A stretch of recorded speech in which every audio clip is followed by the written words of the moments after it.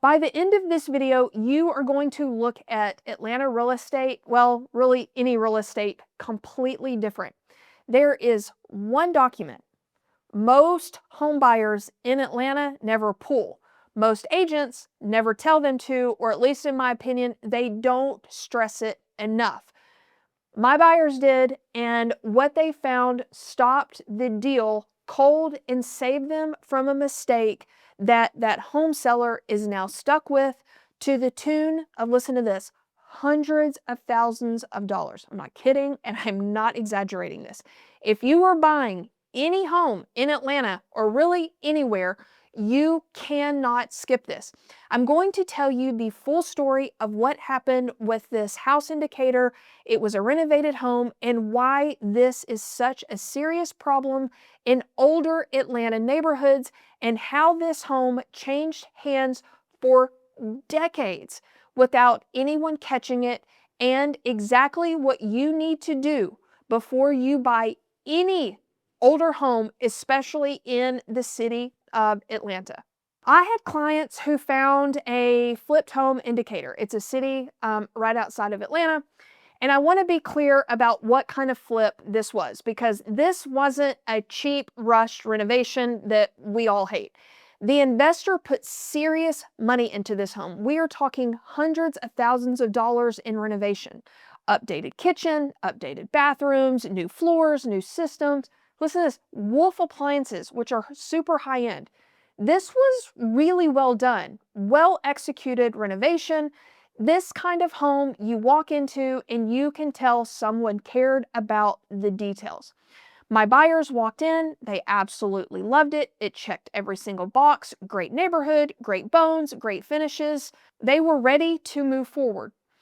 We go under contract, and then we ordered a survey. The survey came back, and the main city sewer line, major main line, was running directly under the foundation of the house.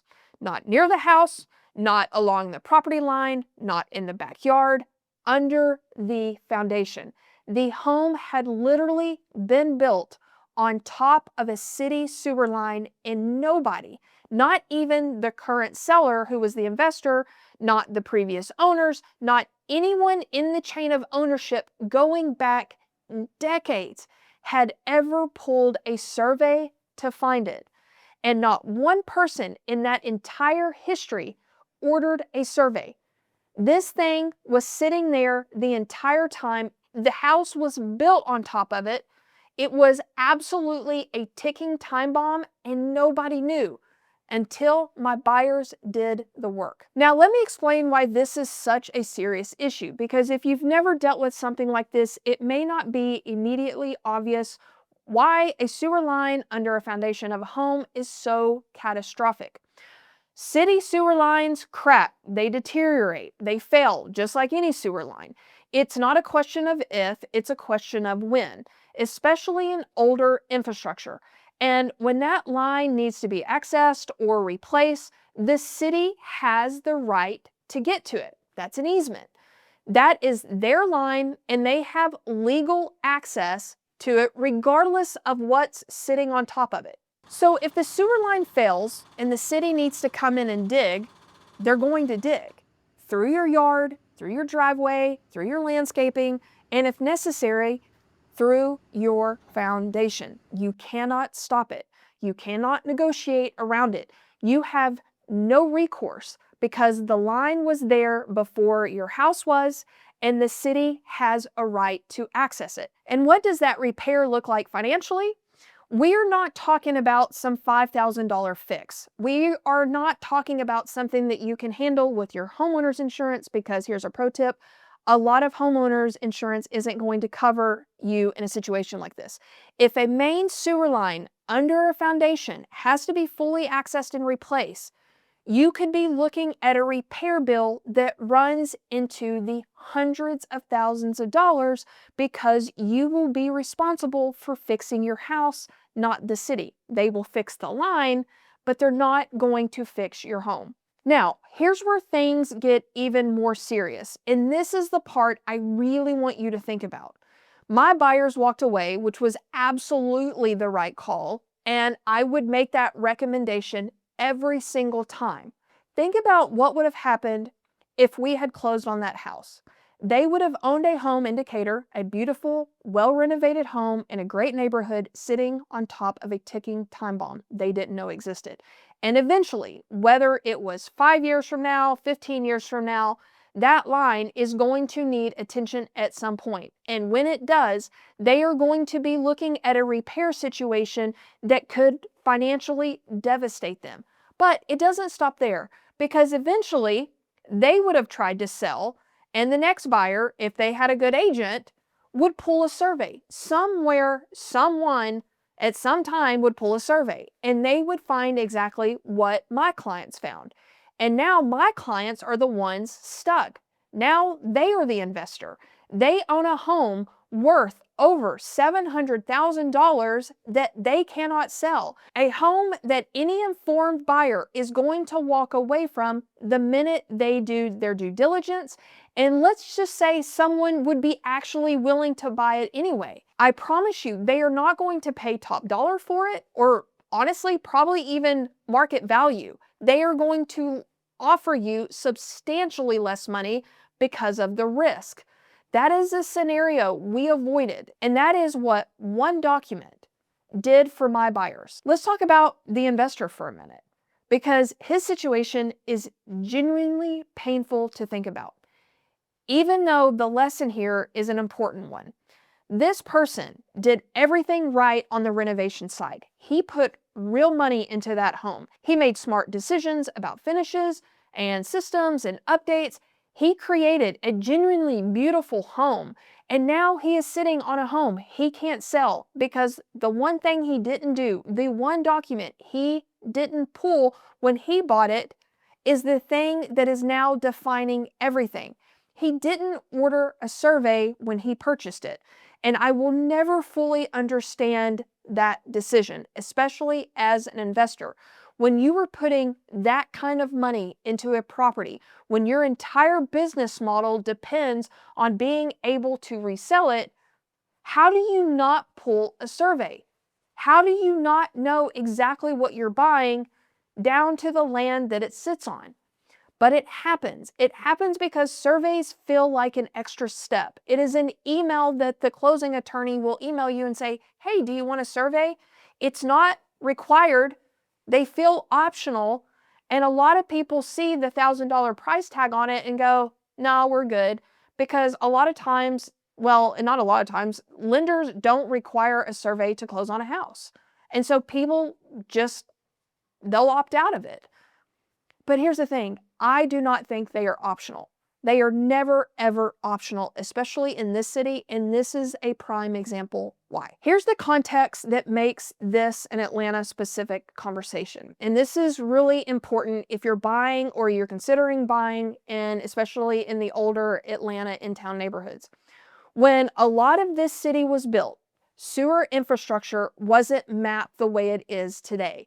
The city was growing fast, lines were going in the ground, neighborhoods were going up, and nobody was sitting down to carefully document where every line ran in relation to where future homes would be built. So in these older in-town Atlanta neighborhoods where the housing stock goes back 50, 75, 100 years, there are homes sitting on or near city sewer lines, and the owners genuinely have no idea. And it's not that anyone is hiding anything, it's just that nobody ever looked. Nobody ever pulled the right documents that would have shown them this stuff. All right, let me take a second and explain what a survey actually is for anyone who has never been through this before. Maybe you've never bought a home before.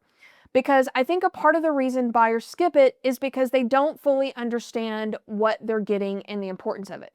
A home inspection tells you about the condition of the home. The roof, the age of the HVAC system, the plumbing, the electrical, everything inside the four walls. It is about the structure and the systems, and that is incredibly important, and you should always get one of those for sure. A survey is completely different. A survey tells you about the land that the house sits on. It tells you exactly where the property lines are, what easements exist on the property, what rights other parties have to access or use portions of that land, and what is running under or through it. Those are two entirely different documents telling you two entirely different things. And here's the thing, you need both. A clean inspection on a beautiful renovated home tells you nothing about what is happening under the house. Nothing. The inspector is not looking for those things. It is part of it's just not part of what they do.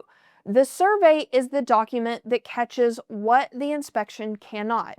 And in older Atlanta neighborhoods, that distinction can be the difference of a great purchase and a financial nightmare. So what do you actually do with all of this information? First, always, always, always, please order a survey when you are buying an older home in Atlanta. And really, I would tell you any home, anywhere, don't care. Please, please order a survey. I don't care how good the inspection is. I don't care how solid the renovation looks. I don't care how much you love the house. If you are working with me, we are ordering a survey every single time, no exceptions. It is under $1,000, and in the context of a $700,000 house, an $800,000 house, heck, I don't care if it's a $300 house. It is the most important $1,000 that you will spend in that transaction. Second, and this is something most people don't know, you can actually pull the sewer maps directly from the county before you make an offer. Atlanta has made this information available and you can look it up yourself. And as a bonus, I will put the link to Fulton County and DeKalb County's website in the description so you can look up your home. It's not picture perfect of everything underground, but it gives you a starting point and it gives you the right questions to ask before you get deep into a contract. Third, work with an agent who knows to ask these questions before you go under contract, not after. The survey on this Decatur deal didn't happen by accident. It happened because we made it part of the process. I talked to my clients about it and the importance of it. Especially in these older Atlanta neighborhoods, this is exactly the kind of thing that can blow up your finances, not just in the transaction, but years down the road when you least expect it. And let me zoom out here for just a second, because I think there's a bigger point here beyond just surveys and sewer lines. There is so much about buying a home in Atlanta, especially in the older in-town neighborhoods. This does not show up in the listing. It doesn't show up in the photos. It does not show up on a seller's property disclosure because a lot of times the sellers don't even know about it because they never pulled it. It doesn't show up on Zillow. It shows up when you slow down and you ask the right questions and you pull the right documents before you hand over all your money to buy a home, or you put a lot of earnest money down and you sign your name. That is the difference between a buyer who closes with confidence and a buyer who closes and finds out 3 years later, 5 years later, that they are sitting on a major problem that they didn't know existed and they cannot afford to fix it. And it's just an absolute financial mess. My buyer's indicator, they closed on a different home, a home they knew everything about, a home that they can now live in, they build equity, and they can sell one day knowing they don't have a nightmare waiting for them on the other side. That is what doing this right looks like. The investor in Decatur still sitting on the home. He is sitting on a beautiful renovated home that he cannot sell. If you are thinking about making a move, reach out to me directly. That is my number on the screen. You can call me, you can text me. And if you found this video helpful, then check out this next one. These are the most expensive mistakes to avoid when you are buying a home. Link is on the screen, and I hope to see you over there.